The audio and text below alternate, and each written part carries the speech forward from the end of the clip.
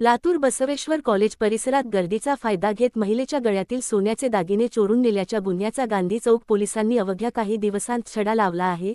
तांत्रिक विश्लेषण आणि गुप्त माहितीच्या आधारे पोलिसांनी एका महिलेला ताब्यात घेत तिच्याकडून 1,03,000 रुपये किमतीचे चोरीचे सोन्याचे दागिने हस्तगत केले आहेत। दिनांक 13 ऑगस्ट 2026 रोजी दुपारी सुमारे 3 ते 3:30च्या सुमारास बसवेश्वर कॉलेज परिसरात ही चोरीची घटना घडली।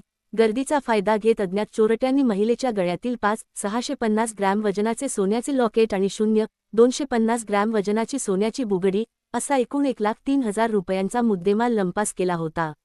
या प्रकरणी गांधी चौक पोलीस ठाण्यात गुन्हा रजिस्टर क्रमांक 584/2026 कलम 303(2) BNS अन्वये गुन्हा दाखल करण्यात आला होता। गुन्ह्याचे गांभीर्य लक्षात घेऊन उपविभागीय पोलीस अधिकारी समीरसिंग साळवे यांच्या मार्गदर्शनाखाली गांधी चौक पोलीस ठाण्याचे पोलीस निरीक्षक सुनील रेजितवाड यांनी गुन्हे प्रकटीकरण शाखेच्या पथकाला तपासाच्या सूचना दिल्या। पोलिसांनी तांत्रिक विश्लेषण, गोपनीय बातमीदारांचे जाळे आणि उपलब्ध माहितीच्या आधारे तपासाची चक्रे वेगाने फिरवली। तपासादरम्यान मिळालेल्या माहितीच्या आधारे सारिका दगडू काळे, वय 36 वर्षे, राहणार विलासनगर, लातूर, हिला ताब्यात घेऊन चौकशी करण्यात आली।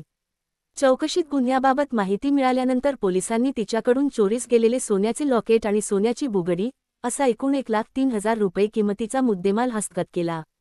ही कारवाई उपविभागीय पोलीस अधिकारी समीरसिंग साळवे यांच्या मार्गदर्शनाखाली पोलीस निरीक्षक सुनील रेजितवाड, पोलीस उपनिरीक्षक प्रमोद देशमुख, सफौ राजेंद्र टेकाळे, पोलीस अंमलदार राम गवारे, संतोष गिरी, सचिन चंद्र पाटले, शिवा भादुळे, गोविंद राठोड, महादेव फुले तसेच महिला पोलीस अंमलदार ज्योती चौधरी यांच्या पथकाने केली।